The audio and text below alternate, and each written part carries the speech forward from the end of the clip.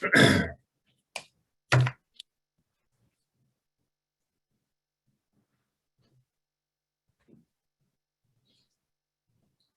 looks like we're maxed out at, it's not going up anymore. So Wisdom, go ahead and let me know when I'm good to go.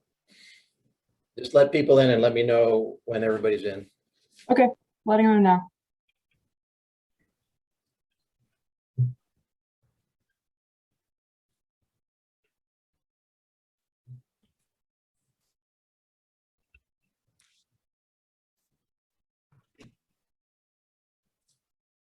All right, looks like you should be good to go. Okay. Good morning and aloha to all of our colleagues throughout Hawaii. I'm Congressman Ed Case here with Congressman Kahele.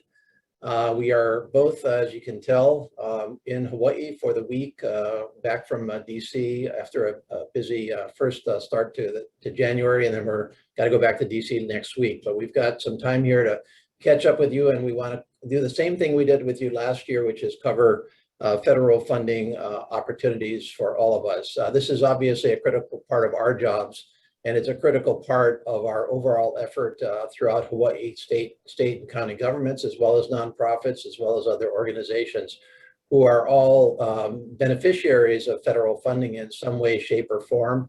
And many throughout Hawaii are recipients of federal funding or are entitled to receive federal funding. Our observation is that although there are many opportunities, oftentimes the opportunities are not widely known in Hawaii. Sometimes people are intimidated to go out and chase the opportunities. And so our mission here today, again, this year, is to spend some time with you to describe to you our work in federal funding, the opportunities in federal funding, the challenges, and the ways that our offices can help you to do what we all want to do, which is to serve the people that we serve. And so Congressman Kahele and I are going to spend a little bit of time here just kind of walking through some basics. I know some of you have joined us before. Some of you are very familiar with the subject. And some of you, this is real beginners stuff. You're all welcome from that perspective. We'll probably start from the beginning on a lot of stuff. So apologies if you already know it, but it's good to repeat it, and it's good to get it out there. With that, our agenda, I think you can do the next slide, skip a couple there to the agenda slide. Next one, although that's a beautiful view of Washington, D.C. We're going to introduce you to our congressional offices. We're going to give you a little bit of an overview of the 117th Congress, which is the current 2-year Congress that we're in. We're halfway through. We are each going to describe our own particular committees that we serve on, which are give us tremendous opportunities to help.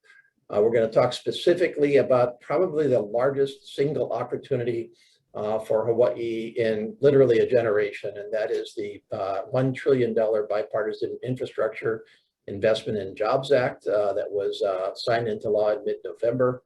We'll update you on COVID-19. We'll talk about constituent services, and then we're going to turn this over to you. So thank you again, and it is a real pleasure for me to introduce my colleague and partner in Congress, who is just finishing up really about as good a first year as any freshman member of Congress has ever had, Kahele. So over to you, Congressman. Well, mahalo, Congressman Case, and thanks so much for those kind words and that introduction. And you know, it's an honor for me to be here with all of you. You know, right out of the gate, haole makahiki ho, and Happy New Year to all of you. And really looking forward to working with you this year in Congress. You know, like Congressman Case said, you know, we work really hard for Hawaii, and I think myself and my team have got some pretty good accomplishments that we've worked hard on. But it wouldn't have been possible, in all honesty, without Congressman Case's mentorship and his team's support working together with my team. I think this is one of the first times in a long time that there has been incredible synergy between both members of the United States House of Representatives that represent Hawaii, not just at the member level, but also at the team level. Our staffs work very closely together. Congressman Case and I meet weekly. We're perfectly positioned in terms of the committees that we serve on for the 117th Congress. And I just want to say how much I appreciate his mentorship in helping me prepare for this year. This webinar and the opportunity to do this the second time after we did the first one last year is really his idea. He's been there for a while. He's the only member who's ever served in both CD1 and CD2, but he also serves on a very critical appropriations committee, which he's going to talk about. And he knows how important it is for not just members, but also our states and Hawaii to prepare for the current appropriations bill. We'll talk about a little bit about that. But again, mahalo for joining us. We hope you get a lot out of this. We're looking forward to your questions. And mahalo nui loa. I yield back to my partner in the House, Congressman Case. Thank you, Congressman. I should have mentioned up front that this is being recorded. So notice to everybody that this is being recorded so that we can use it more broadly. Switch to the next slide, and perhaps Kai, you could just introduce your office real quickly, and then I'll take over from my office. You bet. So Hawaii's 2nd Congressional District Office is the first time in the history of the office where the district office is not on the island of Oahu, and that was something that I felt really passionate about. Growing up on Hawaii Island, and I moved the office over to Hilo, and we have a great staff there. The most important person in Hawaii that can be your belly button and connection to the district office is my Deputy Chief of Staff, Ikaika Mahoi. Many of you know him, but Ikaika takes care of our operations here in Hawaii. In Washington, D.C., Ikaika's partner is Christy Wagner. She is our Chief of Staff. You may or may not know her. I encourage you to get to know her. She's a Waiakea High graduate. She is the daughter of Coach Bob Wagner. She's been in Washington, D.C. for over 10 years and served for various principals on various different committees. So I would encourage you to get to know her. And finally, in the D.C. office, the most important person for policy is your legislative director, and that would be Kana Smith. She is also ties to Hawaii, Punahou graduate, very, very smart. And if you have any policy-related issues, Kana Smith is the legislative director, and there is all of their emails and contact information. And back to Congressman Case. Okay, next slide.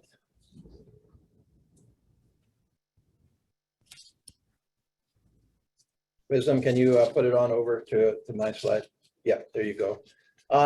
Similarly to Congressman Kahele, I organized my office, and let's go back to just one basic here, because sometimes people don't exactly know how this works. We do represent specific legislative districts. Obviously, with 2 of us, we represent half the state each. My district at present is the 1st congressional from Makapu, and I say at present because we're in a reapportionment year and our districts are going to change a little bit. My district is the city of Honolulu proper, really, if you want to think about it that way. It runs all the way from Makapu'u Point, all the way through Honolulu, all the way up to the border of Wahiawa. So it takes in Mililani and Mililani Mauka, and then comes on down through Waipahu, Eva Beach, Kapolei, and goes all the way out through Ko'olina to Kahele Point at present. That's 750,000 people. And Congressman Kahele has the rest of Oahu plus the rest of the state, all the way out to Midway, by the way. So he's got probably one of the biggest legislative districts in the country. The reapportionment commission is probably going to just adjust the line a little bit out by Ko'olina a little bit, because both of our districts grew at roughly the same pace in the last 10 years. So there's no need to really monkey around too much with the districts. Basically been this way since the beginning. Although we represent districts, functionally, we each represent the entire state. That's the way we look at it. We look at the fact that there's no way to split, Honolulu from Kailua, Kaneohe, and no way to split Oahu from the other islands.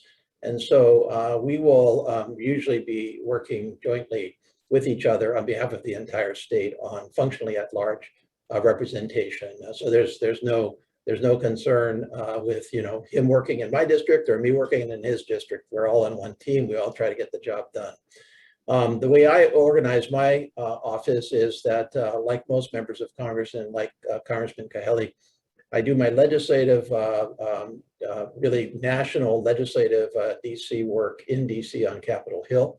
And then when it comes to trying to help Hawaii with our federal government, I really do that kind of as a partnership between my DC office on Capitol Hill and my district office, which is right here where I am right now in downtown Honolulu. And then I do all of my individual constituent services out of Honolulu proper.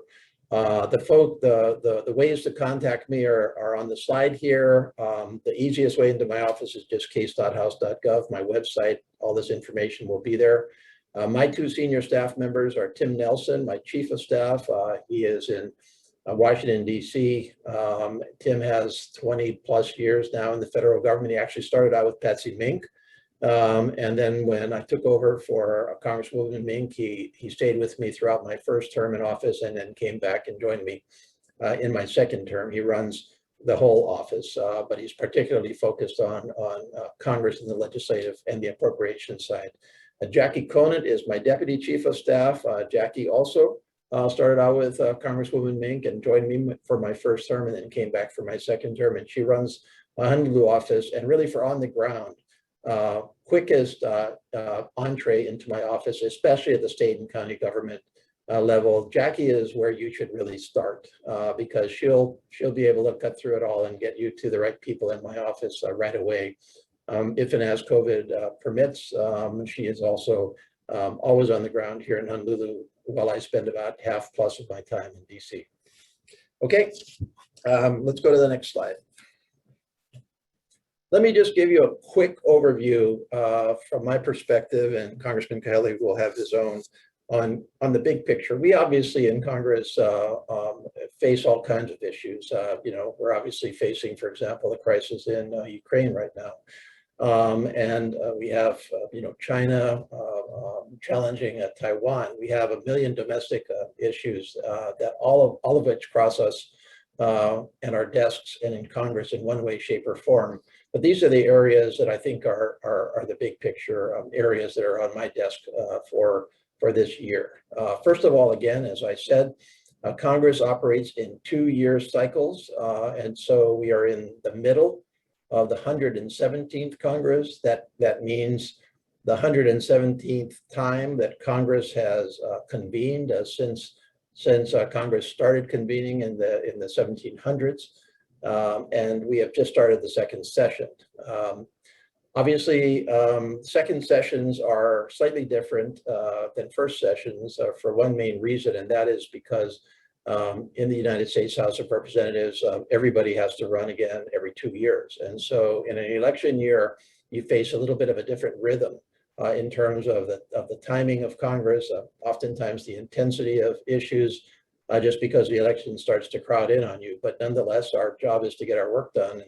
And so second session, we've still got to deal with appropriations. We still have to deal with the issues of the world and of the country. And so we are beginning the second session, but not as much time on the legislative calendar to really get things done in the second session.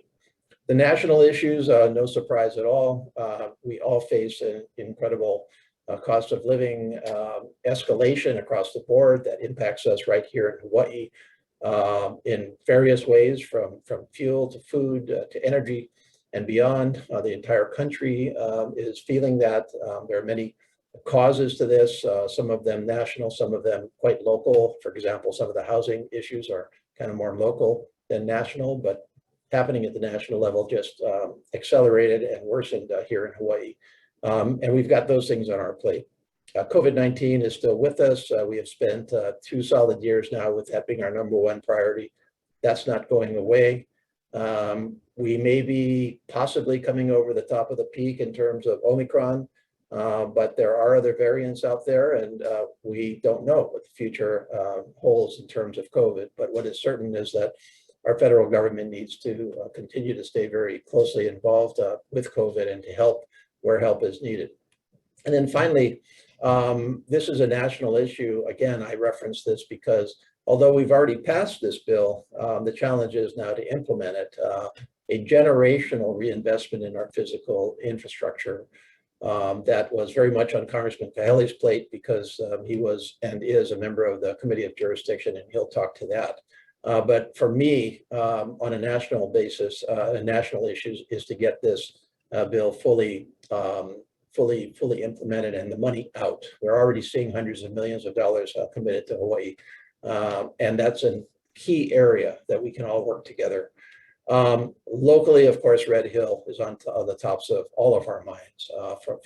From my perspective, we really have a short-term, mid-term, long-term time frame in terms of Red Hill. The short term is the immediate emergency, the immediate crisis, getting people back into their homes, getting the water safe again so that we can again drink it, use it, feel confident in it. The midterm, of course, the stabilization of the facility itself, the safety necessary to defuel as the state's order requires. And in the long term, of course, the future of Red Hill, how to defuel it, how to find alternative fuel storage sources for our military, all of which requires our attention right now, as I think you have seen the entire congressional delegation very deeply involved in Red Hill. And then finally, and we'll get into this, the annual federal funding process, because whatever else is happening with the rest of the world, we still go through a yearly appropriations process for our federal government. Every single year, regardless of what's happening, we've got to fund the government again. So we do not have the model that the state follows of 1 2-year bill and then supplemental appropriations. We do it every single year from scratch. I mean, obviously not from scratch because we have a lot of what has happened in past years, but we do it anew every year. Okay, Congressman, do you have anything to add on kind of the big picture of your Congress? Yeah, I think I'll touch on 2 major issues before we go to the next slide, because I'm sure people are wondering the status of the Build Back Better Act. Congressman Case mentioned earlier the passage of the bipartisan infrastructure bill. That's real hard infrastructure money, and if we do nothing, at least $3 billion coming to Hawaii for hard infrastructure. The social infrastructure piece is the BBA, or the president's final piece of his vision for the country, and that's in the Build Back Better Act. The House of Representatives has passed the Build Back Better Act. We've sent it over to the United States Senate. Unfortunately, it does not seem like there is the votes currently in the U.S. Senate to pass the House's version of the BBA. So we're waiting to see if members that have issues with the current draft of the bill that's sitting in the Senate are willing to break the bill up into smaller, more manageable pieces that the White House and some of the more conservative Democrats in the Senate can support. That's a really important bill for Hawaii. It's one that we worked on all year long. It has, generational changes that can really help Hawaii. Universal preschool for every 3 to 4 or 5-year-old child in the nation. Reducing the cost of prescription medications. Incredible investments in climate change and things that can help Hawaii be more resilient to climate change. Investment in sustainable aviation fuels to combat the use of coal and oil and fossil fuels. So there's a lot of things in that bill. It's very disappointing it has not passed the United States Senate yet, and that's the current status of it. The second thing I'll make mention of is the status of the continuing resolution, which Congressman Case can speak to. That's basically the appropriations bill. The current budget right now is a continuing resolution, which means we're operating on last year's budget, or essentially President Trump's budget, until the 18th of February when the continuing resolution expires. So right now, the Congress is quickly looking toward being able to pass an omnibus bill, which means all of the appropriations bills as one instead of 12 separate bills. But it is possibly looking like we will probably have to pass another continuing resolution because negotiations have started late. So how does this impact this year's appropriations? It's difficult to start FY23 without having a solid understanding of how FY22 shakes out. So all appropriations bills will probably be running a little later than usual. And Congressman Case, who sits on the very powerful and very important Appropriations Committee, I'm sure we'll speak a little bit to that. But that's what we are operating under right now. Okay, great. Thank you. Next slide. Okay, I talked to this a little bit, but again, just to set the stage in terms of our rhythms as your congressman, the rhythms of the Congress and how we look at the opportunities to help Hawaii. Couple of things. First of all, I already mentioned that we function on a 2-year Congress, so the very beginning of January to 2 years later. Our current Congress started on January 3rd of last year, 3 days before the attack on our Capitol. That was Congressman Kahele's welcome to Washington, D.C. And then it ends on early January of next year when the 118th Congress kicks off. From the perspective of the annual federal funding process, we function on a fiscal year that starts every year on October 1st. This is the federal government. And we are currently in fiscal year 2022, which started last October 1st, 2021 and runs until this September 30th, 2022. Now, in the normal course, we start somewhere around 6 months out from the beginning, or I should say farther than that, 9 months out, really at the end of the prior calendar year on working on the next year's appropriation bill. So for example, for fiscal year 2022, which started on October 1 of 2021 last year, we actually were working on that already way early next year. And actually at the end of the last Congress, I was already working on that. That's because it takes a long time to put together a $1.5 trillion federal funding bill, and you need every opportunity you can get to influence that bill along the way, including outreach back to Hawaii to identify exactly what the needs are in Hawaii and how you can match the funding opportunities to those needs in the appropriations process. And so the House, in fact, passed, and Congressman Kahele referred to 12 bills. We split the appropriations bill up into 12 separate subcommittees on the appropriations committee and take each of these bills up individually. Obviously, they all add up to a federal funding bill, but we fund our departments based on these individual bills. So for example, we have the Homeland Security Subcommittee, which does the Department of Homeland Security. We have the Appropriations Defense Committee that does the Department of Defense bill, and these all get passed and then homogenized so that they fit together and meet an overall number along the way. And so we did our job in the U.S. House of Representatives last year. We worked very hard early in the year through the Appropriations Committee and passed all of our appropriations bills. They have been hung up in the Senate and in a negotiation over a number of various issues. And we are forced in that situation to, as Congressman Kahele said, pass a continuing resolution, which is a fancy way of saying, while we're busy doing the job we should have been doing to start with, we are going to spend the same amount of money on the same programs as last year. And so we are now already 4 months into the new fiscal year without a federal funding bill and operating on last year's continuing resolution, which is first of all, a tremendous problem because the bill that we passed last year was a great bill, including a lot of good stuff for Hawaii. We want to get that one passed. And also it just wreaks havoc with federal programs that become very hard to plan for. And that also impacts funding at the state level because the states get affected, obviously, by federal funding not being there or being uncertain. And so we're in a very difficult situation right now that is impacting all of us. We're trying to get that solved.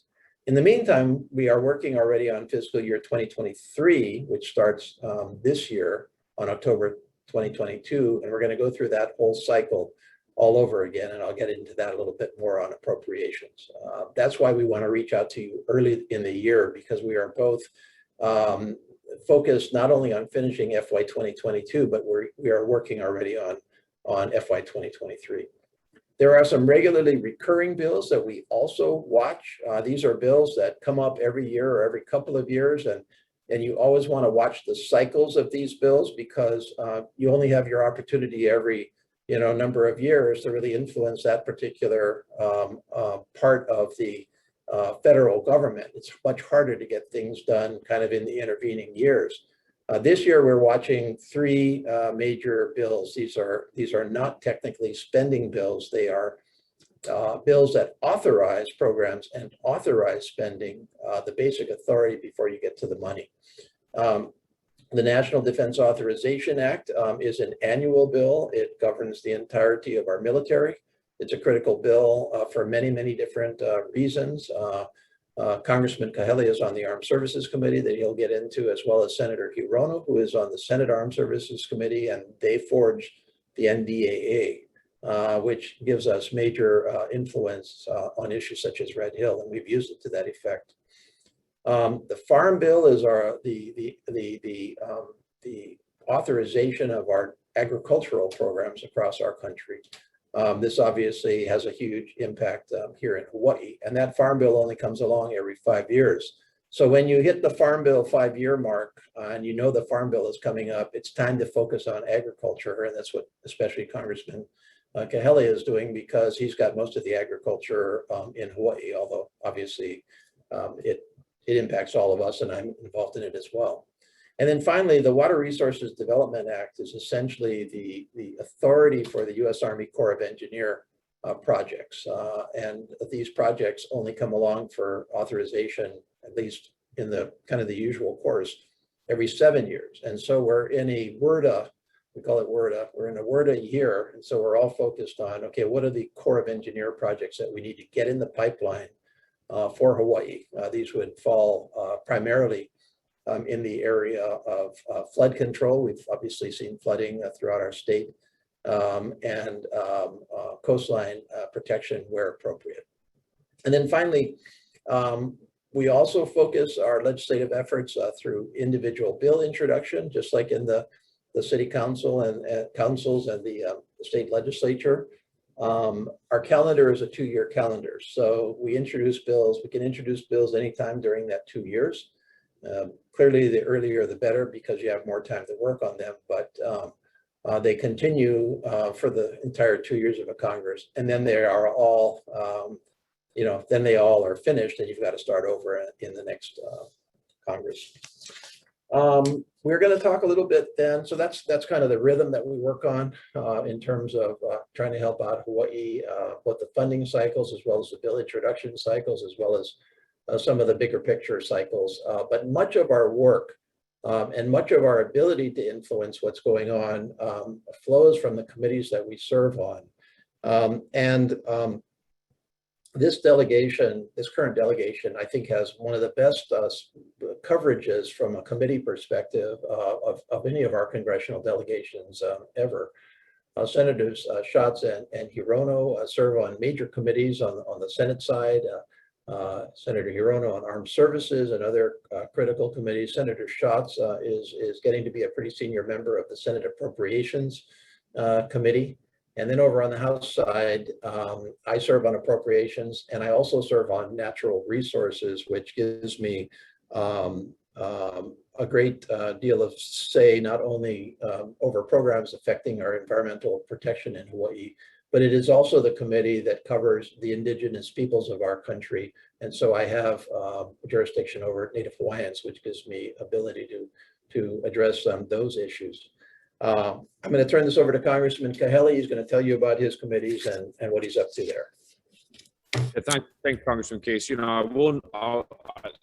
I can make one note, the recurring bills you talked about, we often refer to these as must-pass bills. And so the NDAA, the water, the RDRA, and the Farm Bill are must-pass bills. So when we're looking to put in language or riders into bills, sometimes we look for those must-pass bills to put them into. And with the Farm Bill being up in 2023, Congressman Case and I have already conveyed our priorities to Senator De La Cruz and Representative Luke. and the relevant agriculture committee chairs in the legislature, because there are really important things that the state can do this legislative session for agriculture in Hawaii that will position Hawaii and will position our delegation to do great things for Hawaiian agriculture in the Farm Bill. And so I just wanted to point that out. The Farm Bill is coming up next year. It only happens once every 5 years, and we need to get Hawaii's priorities into the Farm Bill. Okay, let me jump to the committees I'm on. So I get a chance to serve on two really important committees: transportation, infrastructure. Couldn't have asked for a better committee in year one, especially when you're doing a $1 trillion infrastructure bill.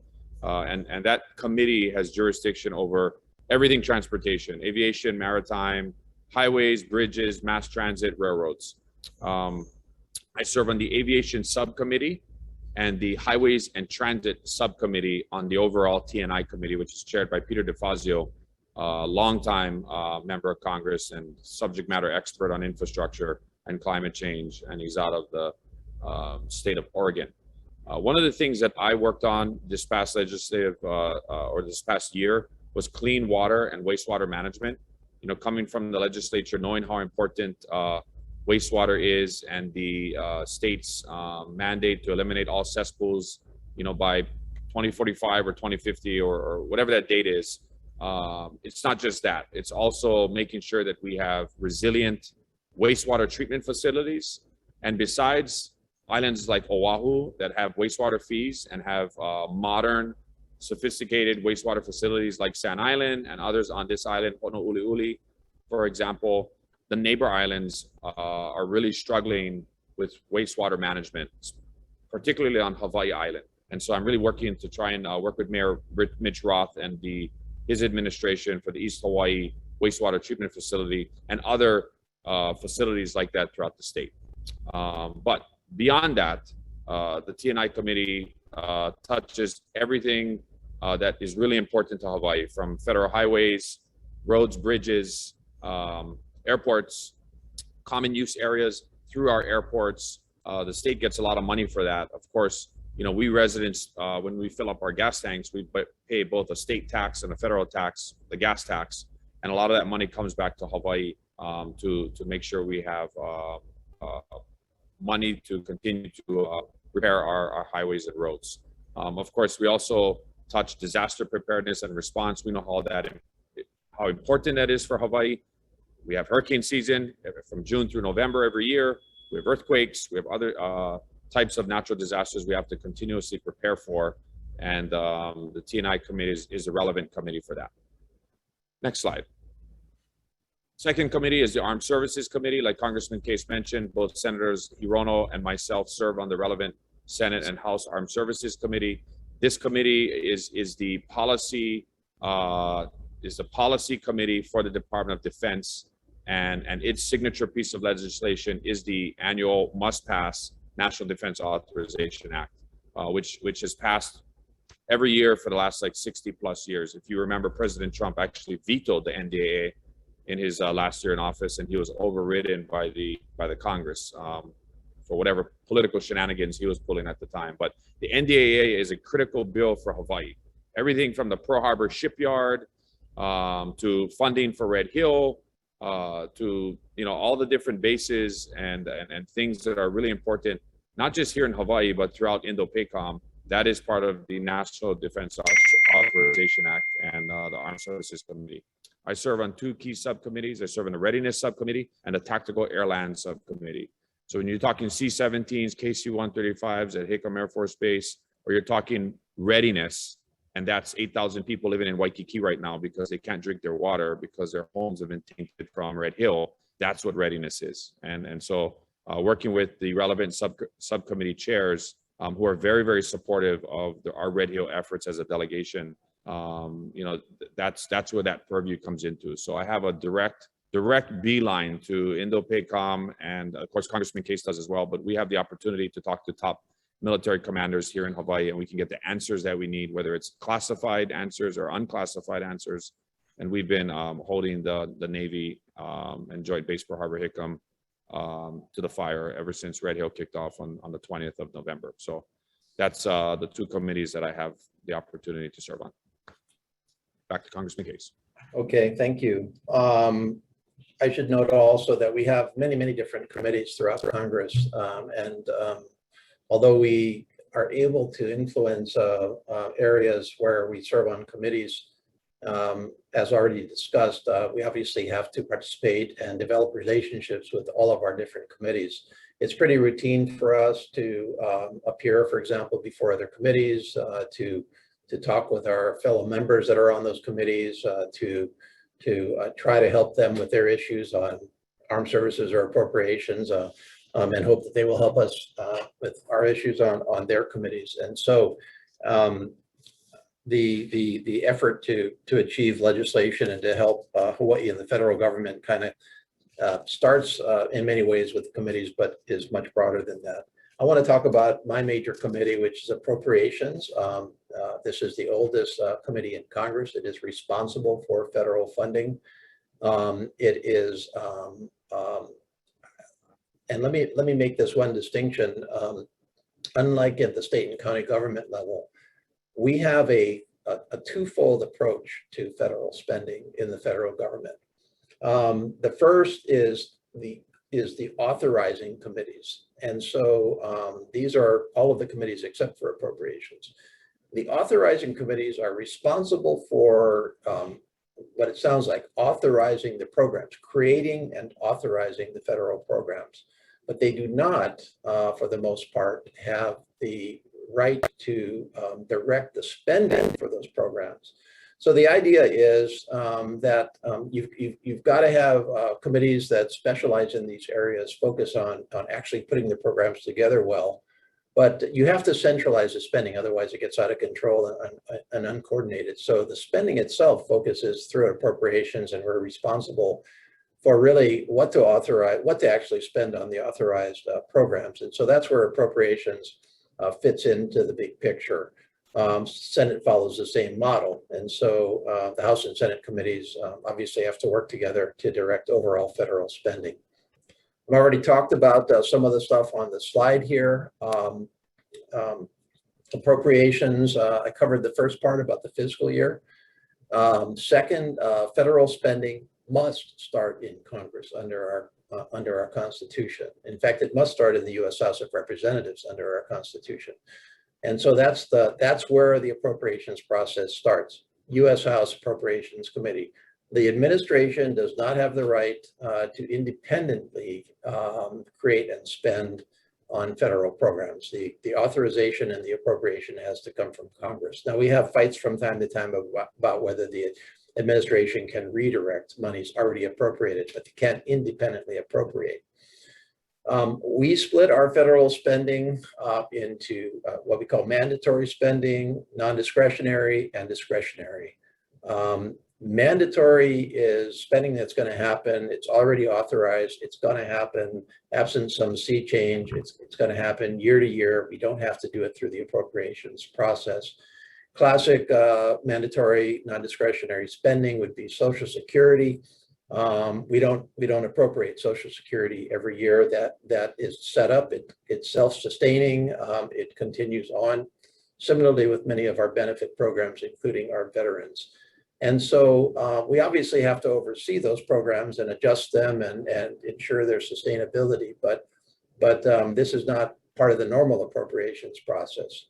But discretionary is everything else, and that does have to be authorized or more accurately, it has to be appropriated every single fiscal year. And so that all starts in appropriations. Okay, next one. Just to try to give some sense of what we're talking about in terms of overall federal spending, this is FY 2021. So this is the federal fiscal year that ended on September 30th of last year, FY in 2021. So a full year, total amount spent by your federal government was about 6.8 trillion in all spending. So you can see the breakdowns there, and this is distorted because, as you can see, that was the heat of COVID. That was the heat of the numerous federal bills dating back to the CARES Act in 2020, to the American Rescue Plan in early 2021, and then a number of other bills in which we spent somewhere in the range of $6 trillion in 2 years to basically save our economy, save our country, save our communities from the effects of COVID-19. And so this is a very distorted year, but nonetheless, it's a glimpse of where we spent our money in one fiscal year. That COVID piece amounts to $2.8 trillion, so it was about half of the total spend so far. But you can see that the mandatory spending was roughly $2.1 trillion on Social Security and everything else. Interest alone is now a growing portion of our overall spending. That's $500 billion in interest every single year. That number is higher than it was, and it's because we're borrowing so much. We borrowed all of that $6 trillion, and we have to pay interest on it. And so this is a great concern if the interest portion of your total budget starts to overwhelm the overall budget. Then you can see defense discretionary and non-defense discretionary at 10% each. But even that 10% each amounts to $1.4 trillion. Okay, next slide. So this is taking federal discretionary spending. So take out the interest, take out COVID, take out mandatory spending, and this is the $1.4 trillion. Where does it go from a federal perspective? Defense, 48%. That's a huge debate ongoing throughout our country, whether that is, a sufficient percentage, whether it's much too high, whether it's much too low. It has been at about this figure for several years now, and that's one of the key issues that we're dealing with in terms of appropriations, because you recall that President Biden came in and said, and I think correctly, that we're spending too much as a percentage of overall budget on defense and not enough on other stuff. And so this is just FY21. And you can see that the rest of it is pretty split, but clearly labor, health, human services, and education is the second largest. That's our social safety net. But some of these areas are pretty small when you look at them as a percentage. Agriculture, for example, interior, much too small from my perspective. But nonetheless, even 2% of 1.4 trillion adds up to a fair bit of money at the end of the day. Next slide. Okay, I'm going to turn this back over to Congressman Kahele to start to get into kind of where the rubber meets the road in terms of how this money gets to Hawaii, what happens, how we can help you on it. Sure, thanks, Congressman Case. So the federal grants that come to Hawaii are really, really important because they touch every fabric of our society, and there's a lot of money that is on the table that can come to Hawaii. One great example of that is the Infrastructure Investment and Jobs Act, or the infrastructure bill, that includes really, really solid examples of successful grant applications. Typically our state's operating budget, like you see on the slide, is about $14.4 billion. There's almost $3 billion that come to the state through federal grants that come to Hawaii. And so it makes up about 19.6% of the state's operating budget. University of Hawaii is a major recipient of federal funding that comes to Hawaii. One example of that would be the Native Hawaiian Education Act. There's about $80 to $90 million that come to the state for Native Hawaiian education. Many of those grants ultimately go to the University of Hawaii and other organizations, and also to the state and their Native Hawaiian education program. Another example is the Native Hawaiian Healthcare Act and monies that come to the state for Native Hawaiian healthcare that help fund Papalokahi and the Native Hawaiian healthcare system throughout the state. So I would highly encourage, and I think Congressman Case and I have been saying it for at least the last two months since the infrastructure bill passed, is it's not just the $3 billion that's coming to the state for hard infrastructure. And what I hope the legislature will prioritize its projects, and the governor will prioritize how that money is spent. You're not going to spend $3 billion in 1 year. And so the expenditure of these funds and the projects that these funds can complete are going to be multi-year, but the grant opportunities are really, really important. And so I would highly encourage not just the legislature, but the different executive branches and different relevant county and agencies across the state to look at priorities in your districts, priorities where we're working with the congressional offices. We can help identify federal opportunities that we can bring back to Hawaii. One example is wastewater. There's $250 million or $50 million a year for 5 years in the infrastructure bill that can go to wastewater. And so whether it's helping East Hawaii's wastewater treatment facility or helping Pahala and Lehu build a wastewater treatment facility plant out there, there are federal grant funds available, but you have to apply for them and you have to be able to write them, and you need grant writing capacity to write them. Some of the best grant writers in the state are at the University of Hawaii.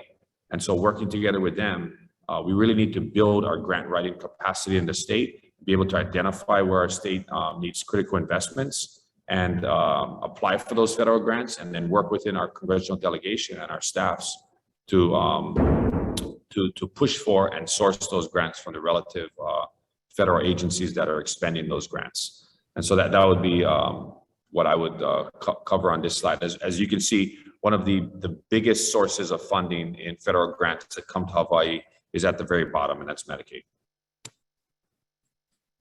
Just a quick note on this slide before we go to the next one, and that is that this is FY19. We just don't have an update, at least a concrete update here. The percentages will be roughly the same, but some of these various areas have seen significant increases in their total amounts because frankly, they've just been doing a really, really good job of looking for and obtaining federal grants, and I think are completely open and available to each and all of you for advice on how to get these grants. The one that I would point to is the University of Hawaii. They have a pretty tight ship there in terms of understanding of federal grant opportunities, and obviously you should access their knowledge and connections. Can we go to the next slide? And I think Congressman Kahele, this is just a snapshot of the same slide as to the city and county of Honolulu, which obviously shows kind of a significant amount. The reason that federal funding for the city and county of Honolulu as a percentage of overall budget is much less than the state of Hawaii, and this is same of all of the counties, is just because a lot of the federal funding comes through the states. Some of it actually gets distributed by the states to the counties, but there's far less direct federal funding to counties than there is to the states. So to the counties out there, the same old story about having to deal with the states sooner or later. Congressman Kahele, anything more on that? Nope. Okay, next slide.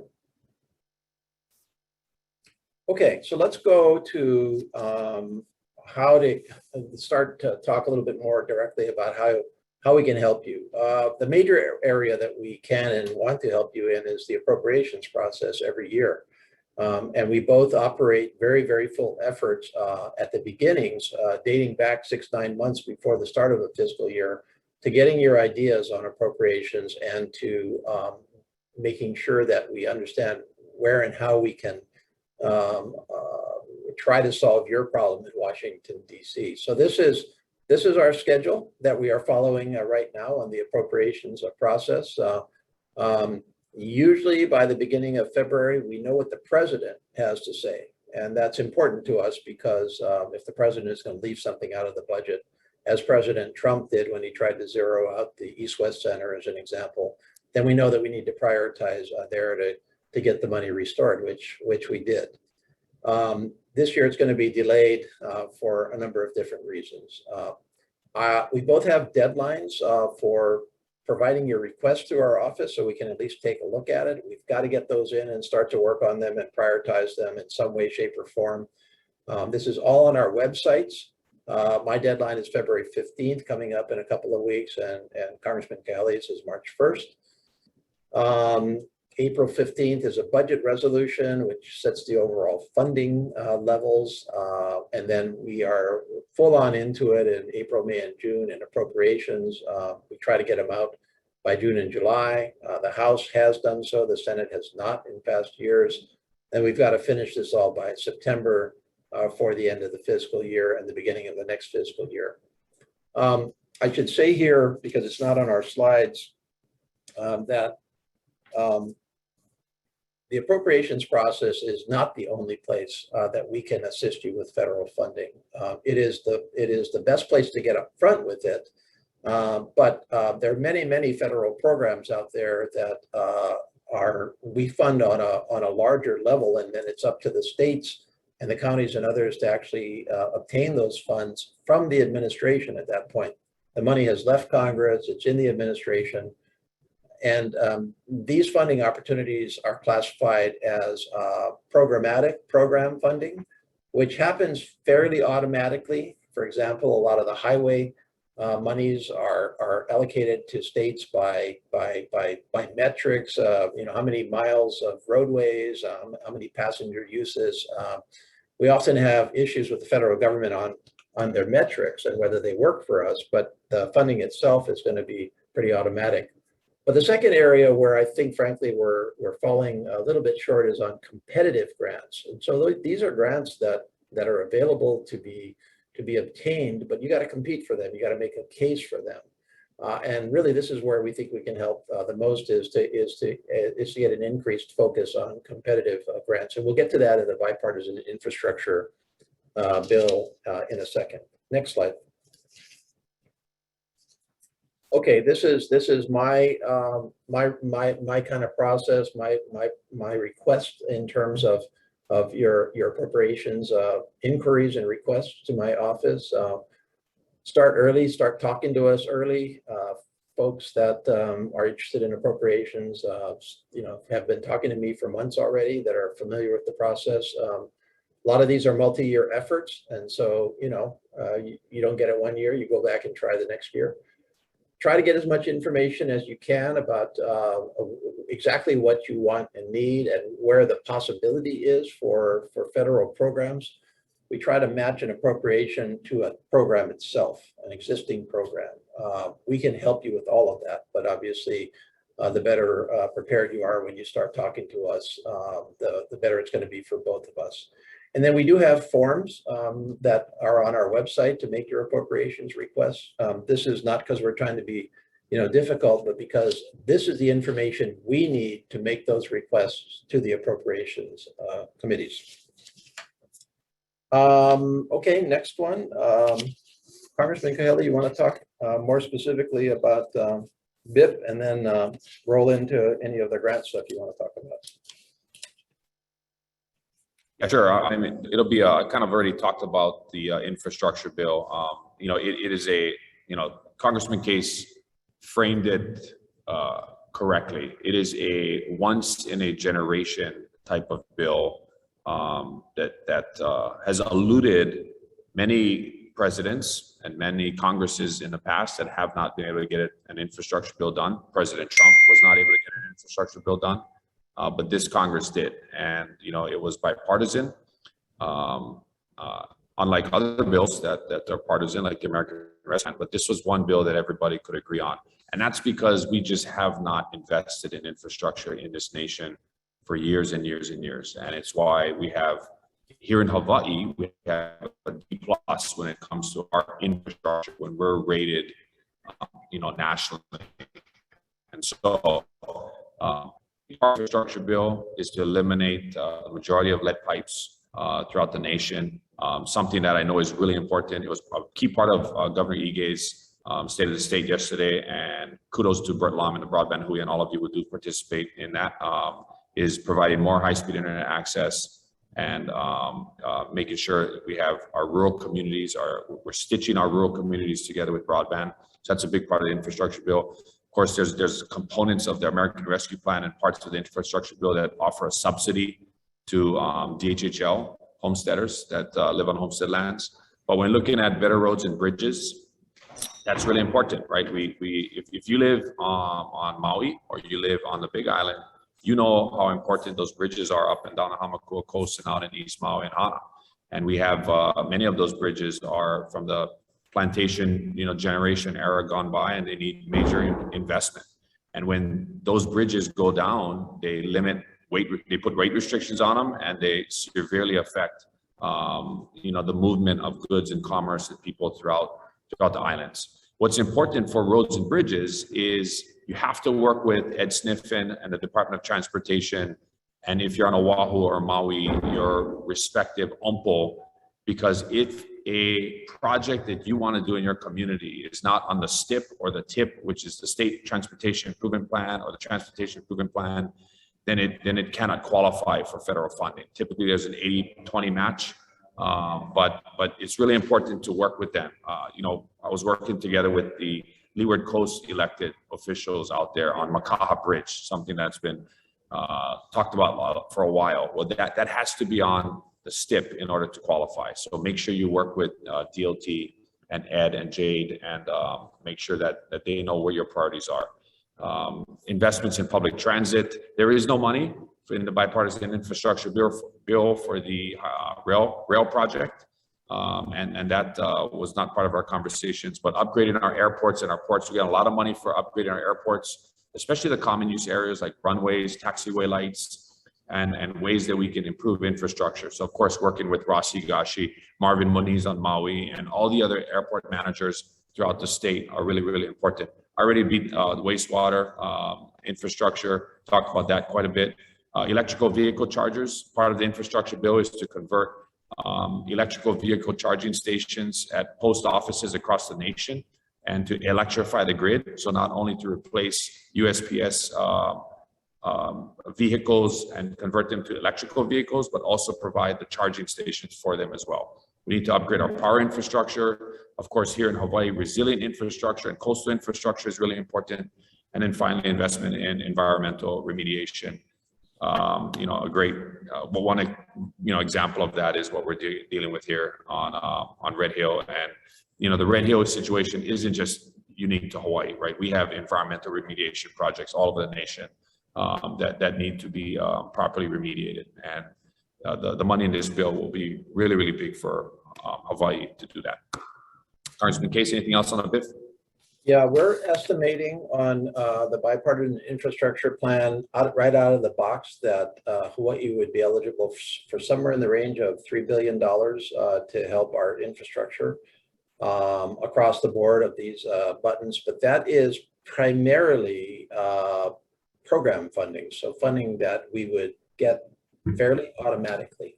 What we want to do with this is to maximize our competitive grant approach so that we can maximize these monies, which are not going to come around again, at least in my service in Congress.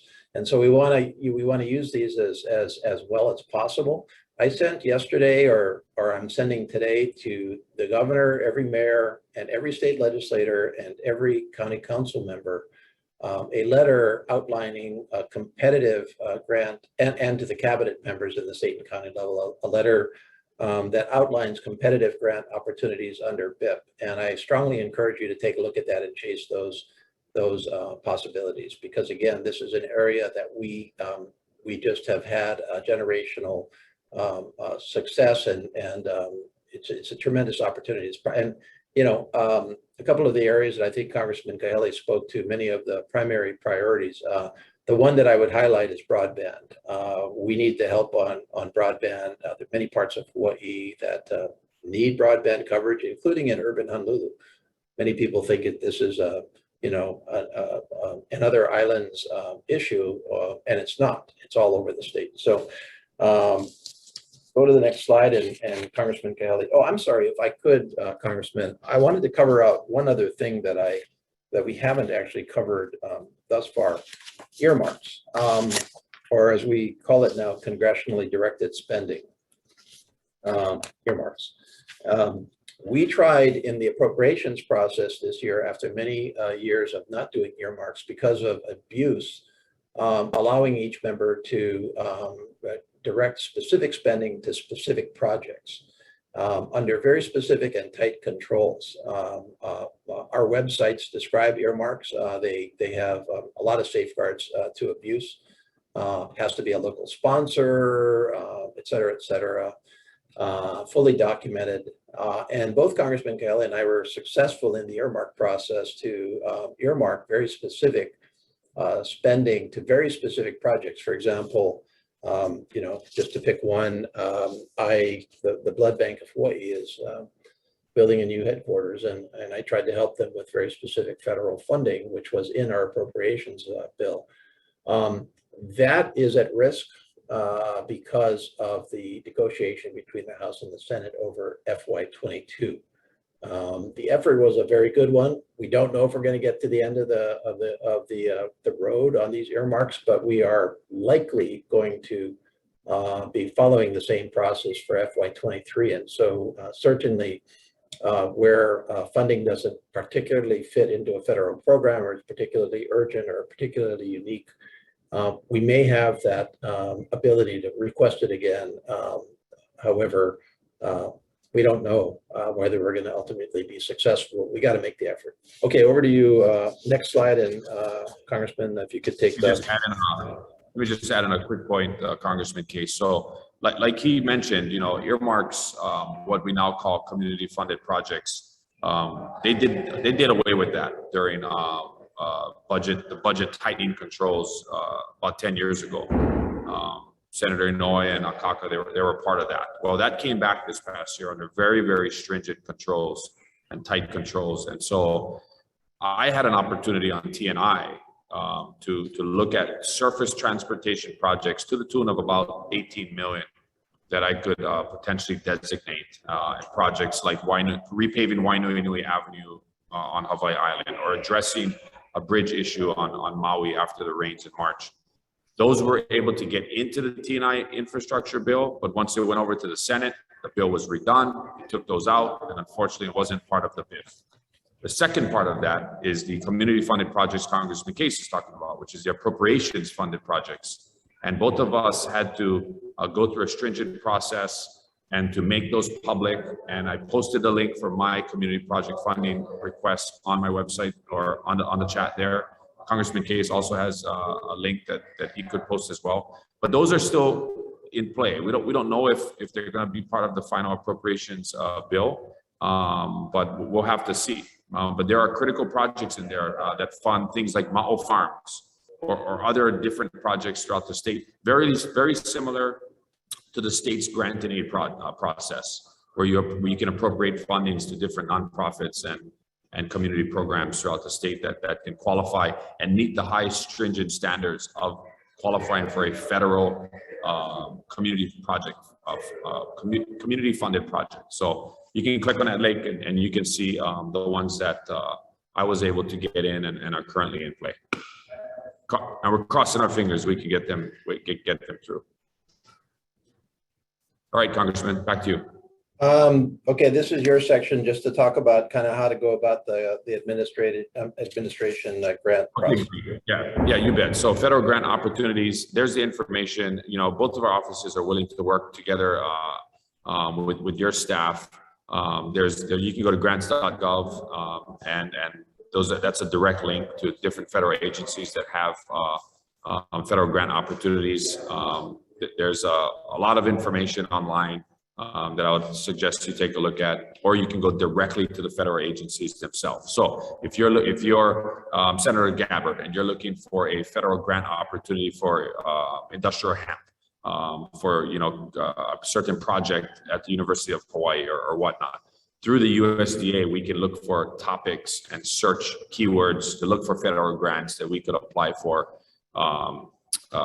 to address that particular issue. So that's three ways to look for federal grant opportunities. And again, we're happy to work with your staff to find those. Next slide. Defining a grant application process. You really need to define your project and get your grant ready. Of course, identify the research funding source. You need to prepare for when that grant will open. During the application period, you can create, review, and submit. The turnaround time is basically when the grant closes and when they do a final award. And then if you are a successful recipient, of course, managing that award and doing all the necessary federal reports and requirements to draw down on those funds and to do your annual or quarterly or monthly or annual reports, and then the final closeout part of it and beginning again. And so again, happy to work with your staff to do this. Next slide. Okay, Mitch Heidenreich, by the way, Mitch is, for all of your information, Mitch is my legislative assistant in Washington, DC, and he is in charge of my overall appropriations process. And so if you want any or need any follow-up questions and that are appropriation specific, please feel free to contact Mitch directly. He also added the information on my own earmarks. Let me whip through a couple of last things because we've taken a long time to give you our information and we want to get to your questions. So this slide just is a quick update on COVID-19, our ongoing crisis. I spoke to some of this earlier on. The federal government has responded in huge amounts for COVID-19 emergency assistance to the states, to the counties, to our communities. The total amount is, as I said earlier, closing in on $6 trillion over the last 2 years.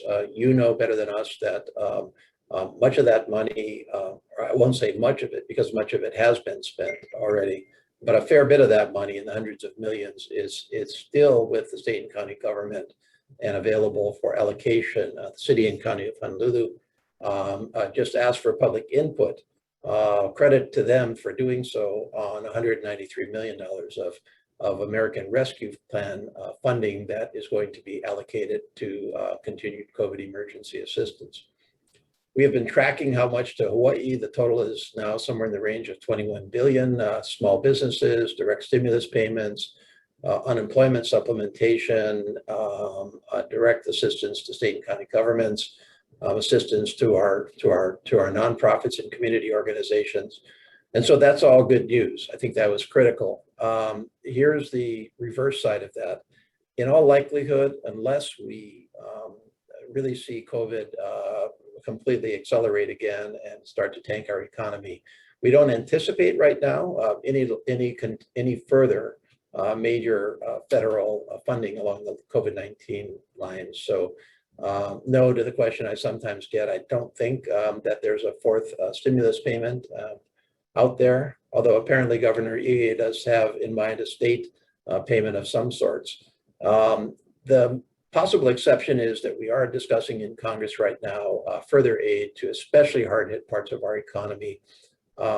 These would be the restaurants and our shuttered venues, and so our stages, our independent contractors, who in many times were left out of the COVID-19 packages. We came in with programs for them fairly late, unfortunately, and the funding was really not sufficient for their needs. So it's possible that we will supplement some of those programs in the next couple of months, but I don't know that that's going to happen for sure yet.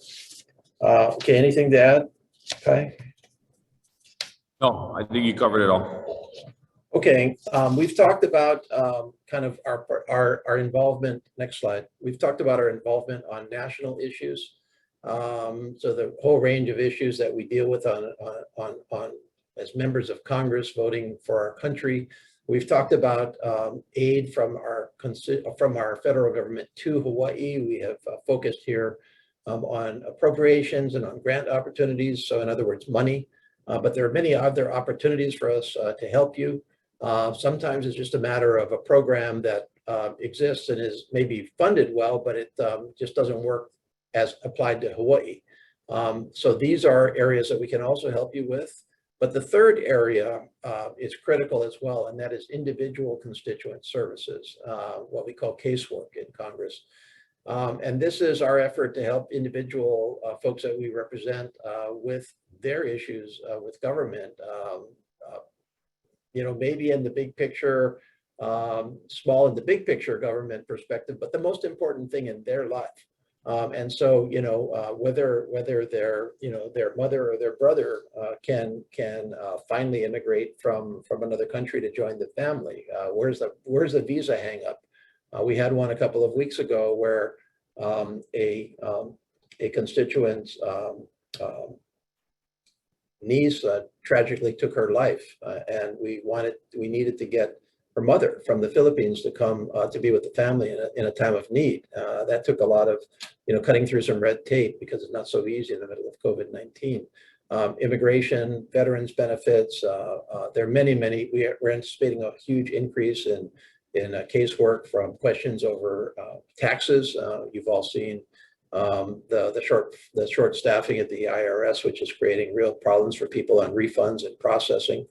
And so these are areas we also want to help you and your constituents with. One thing to note here is that this is one of the areas where there actually is a difference between the districts, because the rules of Congress on the ethics side restrict us from helping folks that are not our actual technical constituents, except on some limited exceptions where you have personal knowledge of somebody, or where you have particular expertise in this area, but those aren't going to apply very often. And so if you need help for your individual constituents, and they're in the 2nd Congressional, they should contact Congressman Kahele, and for 1st Congressional, me. We work back and forth all the time between our offices, but those are the ethics rules that we're functioning under in this area. All right. Anything to add on that, Congressman Kahele? I'll turn it over to you to conclude and turn us to questions. Yeah, no, thanks for hosting this. Sorry we went over a little bit late, but I know we want to get to a few questions, and we'll just call 11:30 as our hard stop. But the bottom line is, we want you to look at us, both of us, and by extension our staff in our offices, as your federal partners, and we are here to work together with you. I think it's very important that we have synergy between county, state, and federal government, and we look forward to welcoming you to Washington, D.C. and to meet in person, especially if you come up to D.C. for various different conferences and things throughout the course of the year.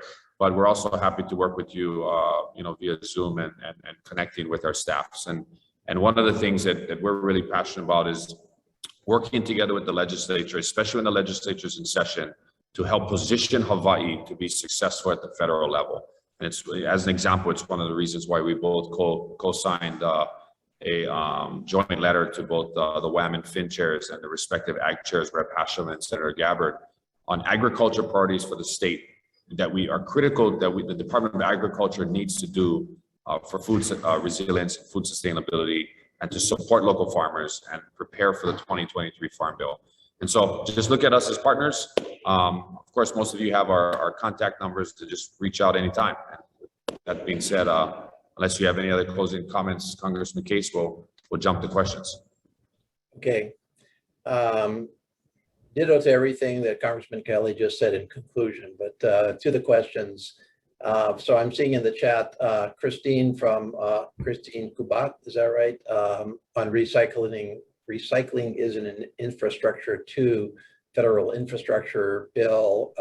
Kana from Congressman Kahele's office answered that. Additionally, for anybody that has any questions about bipartisan infrastructure programs beyond what the information that we sent out, we certainly welcome your comments, your question directly to us, so please do that. And then Representative Onishi has one special to you, Congressman Kahele, having to do with the Mountain View Post Office, relocating the post office off of Highway 11. Yeah, a great question, Rep. Onishi. I've been struggling with the United States Postal Service since day one. I've been down in Lower Puna at the Pahoa Post Office, watching long lines and just inadequate services for the U.S. Postal Service. So we've been working directly with the most senior leaders at the U.S. Postal Service here in Hawaii and in the Western region. And your concerns are the same concerns that people have on Molokai, in Ke'au, down in Pahoa, especially our rural communities that have grown in size over the years, but the post office has not grown or met the needs of the community in terms of PO boxes or delivery service, et cetera. So we're working on it. I will forward you a letter. I finally just drew the line and sent a letter to the U.S. Postal Service to find out what they do to expand postal service operations or increase the footprint. I'll send you the response that the Postal Service sent to me about a week ago. The bottom line is that there is no direct funding that we can provide for the Postal Service. So the Postal Service is an autonomous agency of the federal government. Congress does have an oversight role over that. Ultimately, the Postal Service is run by the Postmaster General and the Board of Governors. And so there is this tug and pull relationship between the U.S. Postal Service. They've been running in the red for years. Part of it was changes done during the George Bush administration in the early 2000s that really affected the budget and how the Postal Service is run. But it's something that we need to address because it's a major issue in the 2nd Congressional District. So I'll send you over the letter and happy to work with you on that, especially out in Mountain View and your district. Yeah, I just wanted to let you know that I'm more than happy to work, a federal government state partnership where we may be able at the state level to provide land for the relocation, as long as, the post office is willing to relocate and, before we have a major accident there. And, as you know, it's very dangerous. I'm trying to get the Pahoa Post Office to move over to the Malama Market. There's adequate space there. There's lots of parking there. The footprint they have in Pahoa, which I know is not Mountain View, but as an example, is just totally inadequate. I've sent my staff down there a couple of times. So let's work together on that. And I'll send you the letter that they sent me because I've been asking them tough questions. Sometimes they give me answers, sometimes they don't, but I've been staying on them, and I look forward to working with you on it. Okay, does the bipartisan bill include funding for cybersecurity hardening or purely building the broadband infrastructure? I do not know that down to the specific level. I would guess it's pretty broad, but we can get you that answer if you can email. Kai, do you know that? That's from Corpus, eCorpus. I don't, but hold on. Well, we got smart, hardworking staff, that are sending us messages, and I don't know, my staff said yes. So let us get back to you on that, and we'll make sure we answer that question. It definitely includes money for cybersecurity in general. Yeah, Connor says $47.2 billion for cybersecurity. But let's drill down and make sure that includes cybersecurity hardening and what you're referring to. So if you can do a direct message to Kana, she can have your contact information, and we'll get back to you now. I'm sure Bert Lum might also know the answer as well, because he's dialed into the federal funds coming to Hawaii for broadband. Okay, any other questions? Either just unmute and ask, or you can do it by chat if you prefer. Let me ask you this then, again, we'd like to take the questions, but this is also an opportunity for input. What's on the top of your minds right now? I mean, and similarly, what areas in this presentation were particularly informative or whatever? I mean, we're always up for seeing how we did and where the information gaps are that we need to solve for you.